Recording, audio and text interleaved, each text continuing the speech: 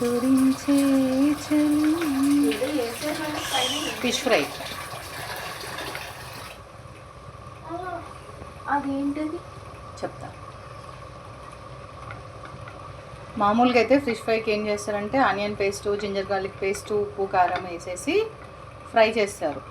అదొక లేయర్లా ఉండిపోతుంది, కానీ లోపల ముక్కకు ఉప్పు కారం పట్టదు.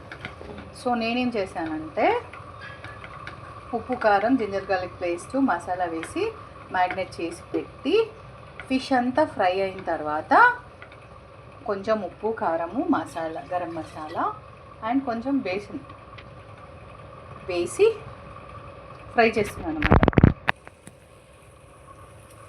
కార్న్ఫ్లోర్ వేస్తారు చాలామంది. ఫైనల్ మీరు వేసిన cornflour? No, I added besan, శనగపిండి. సో ఇది బాగా ఫ్రై అయిపోయి మనకు ఫిష్లో ఒమేగా ఫ్యాటీ యాసిడ్స్ ఉంటాయన్నమాట. డీప్ ఫ్రై చేస్తే అందులో ఉన్న ఒమేగా ఫ్యాటీ యాసిడ్స్ అన్నీ ఆయిల్లో వెళ్ళిపోతుంది.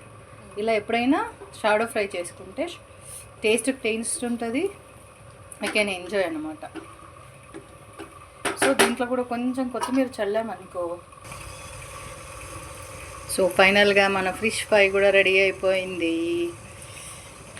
ఈ ఫిష్ ఫ్రై కొంచెం సాల్టీ ఉంటుంది, తినేటప్పుడు ఆనియన్ కానీ లెమన్ కానీ పిండుకొని తింటే నవ్వుతో నా భవిష్యత్. ఇది మాయిశ్చర్డ్గా ఉంటుంది, అలా అని మరీ గట్టిగా ఉండదు, ఎందుకంటే మనం కార్న్ఫ్లోర్ అలాంటివి వాడలేదు కాబట్టి. సూపర్ టేస్ట్ ఉంటుంది. Again it's a tip, fish fry.